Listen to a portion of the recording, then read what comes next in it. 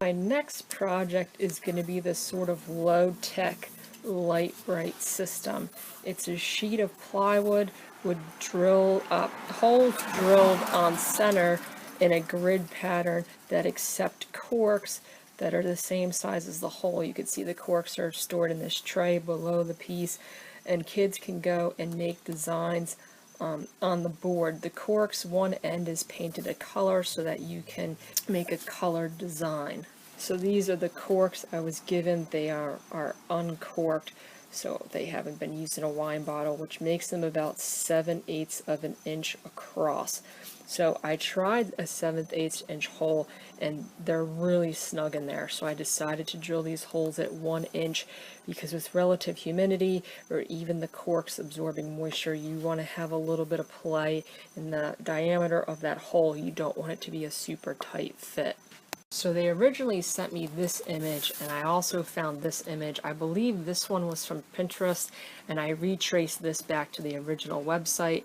I was actually kind of hoping to find some more details about what their spacing was on the grid, so I didn't have to figure it out for myself, but I couldn't find a ton of information on these. This is really the only one I found online. It's always proper to give credit for people with ideals, especially if it's an original ideal. So this is actually in a community center in Israel. Here's the name of the town, which I'm not going to even try and pronounce so I don't completely butcher it. And my understanding is there's a bunch of other projects that they made for this waiting room in this community center. So as your kids are going in between activities or you're going to pick them up, they have something to occupy their time. If you're looking for fun projects to do with your kids or make for your kids, I would check out this artist. Their name's right here. I'll put a link in the description as well because the other projects are also pretty cool. So pretty much these two images are the only information I have about it. So what I started doing was, out this morning I bought a sheet of higher end birch veneer ply. It's just nicer to work with. It's less to clean up. The first thing I did was I kind of made this grid pattern, and I tested out two that I thought might work. So this grid right here, this top grid is 2-inch spacing increments, and then on centers I use my compass to draw 1-inch circles. Same principle here, only this is 1.5 inch spacing because I thought this looked a little large, and I wanted to kind of test off of the photo which ones were about the right size. I actually think based on the shape that's made in the middle, kind of this cross shape, that the 2-inch is what they have in this photo. Even the spacing in between seems to line up with this. The 1.5 inch seems a little too small. So I had this scrap piece of birch veneer ply. I cut it at 4 feet so I could use it as a sort of template or a jig for drilling all these holes, since I can't drill all of the holes on this full sheet of plywood with my drill press. But I could drill a couple rows of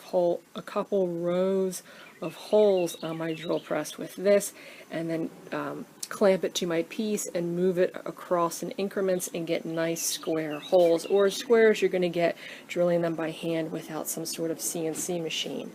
So like I said, since you're going to be removing so much material, I wanted a nice thick border around the whole piece in order to keep some structural strength to this plywood. So I came in 4 inches all the way across. And now that I have my grid, I could go through and mark off 2-inch increments going vertically and then horizontally across the piece, which will give me my grid. And then at each intersection, I will start drilling holes and I'll have my template. After I stopped filming, I was looking at this piece again, and I just wasn't in love with how far apart the circles were, so I had another piece of scrap and I laid out 1.75 inch grid, and I like that one a lot better. It's a nice compromise between the two, so that's my final decision.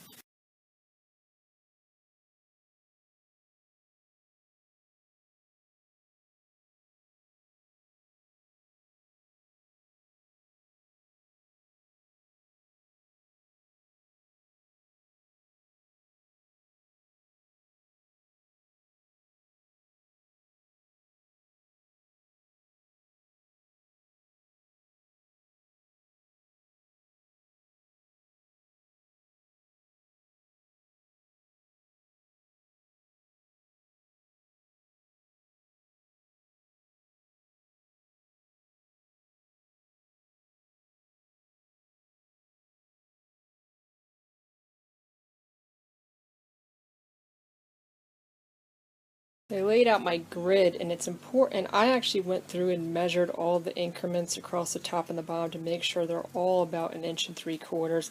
A little hair off here and there, your eye won't notice it, but you wanted to make sure that this grid's perfect, because then when you transfer onto your big plywood, you won't have to worry about anything. Also, in order to drill that last hole, I had to go past my original line a little bit, but I decided to do that so it goes past that 4 inches a little bit. So this grid that I'm going to be drilling is 5 holes by 24 holes, which means there's 120 holes to be drilled in this one little section. From end to end, it's about 7 inches. So that means every 7 inches I have 120 holes. Since this is an 8-foot sheet of plywood, that means it's 96 inches across. I divided that by 7 because it's cut up into 7-inch increments, and that means I'll have to move this plywood about 13.7 times. So if I'm doing this 13.7 times and I'm 120 holes per move, that means that this sheet is going to have about 1,645 holes in the whole thing. I knew it was going to be mostly not skill involved in this as much as it was just going to take a long amount of time to drill all these holes. There's really no getting around that unless you have something like a CNC machine. So usually I use these spade bits for drilling holes. They work great. My one problem with these is they do have a tendency, since there's only 2 little points on them, to bite. And sometimes the drill gets caught towards the end. There's also a substantial amount of tear out on the back end when using these bits. Another option is a hole saw. This is obviously not an inch, but this is the one I had laying around. That will take substantially longer than these other 3 options. But if you do make a lot of work and you like to recycle things, sometimes I'll make stuff out of the plugs that come out of these hole saw bits. It takes more time because you're constantly removing this to take those plugs out. But if you have a need for 1-inch plugs, that could be an option. What I decided to go with was a Fastener bit. I feel like out of the 3, this will cut the fastest, and it leaves the cleanest surface on the top and the bottom.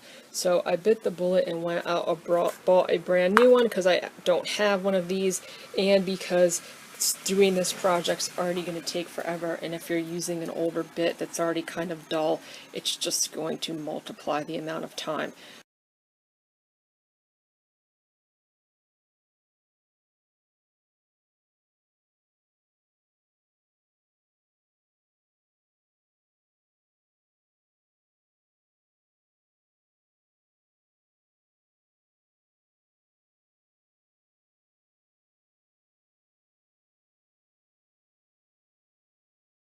This is my finished piece. Since it's only 5 deep, this way is less likely to kind of go offline, whereas this long run is more likely to.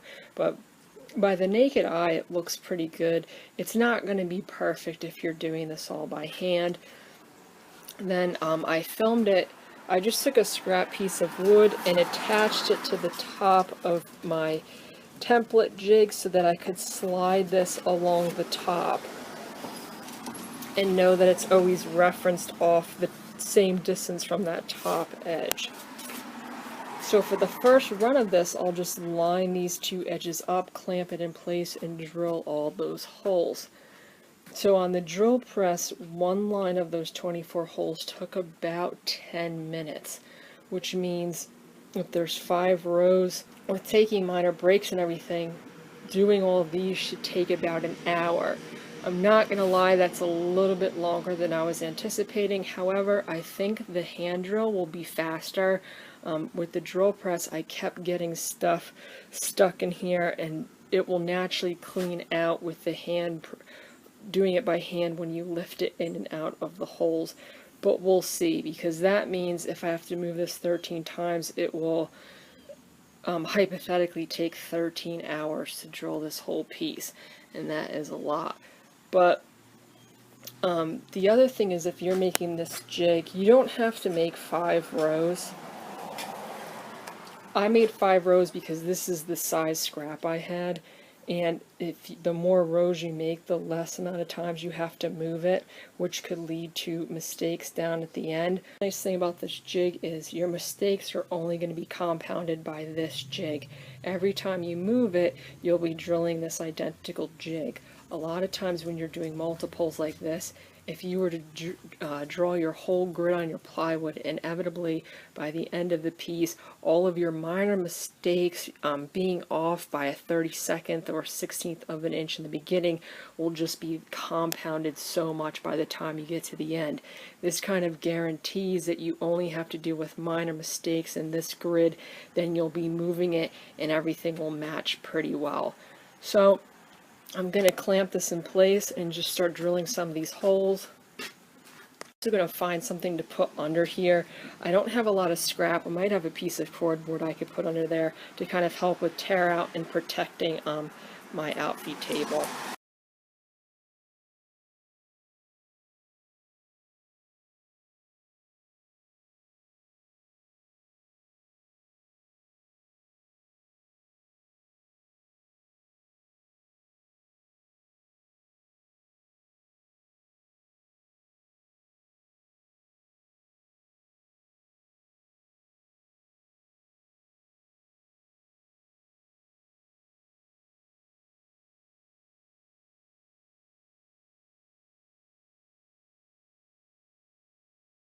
That first round of holes turned out really nice, so you could see how I'm moving my jig.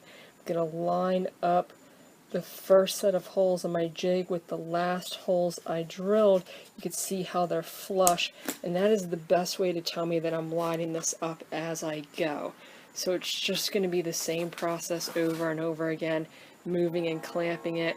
And the hand drill, like I expected, went much faster than the drill press. A battery-powered drill with this is not something I'm going to recommend. You're going to go through batteries super fast, and battery-powered drills just don't have as much power as corded drills, and that's what I have. I just have a DeWalt corded drill that I'm using. So I'll probably film little bits and pieces of this as I go, but after you saw how that first one went and how I'm lining up these holes to move the jig over, it's pretty self-explanatory from here on out.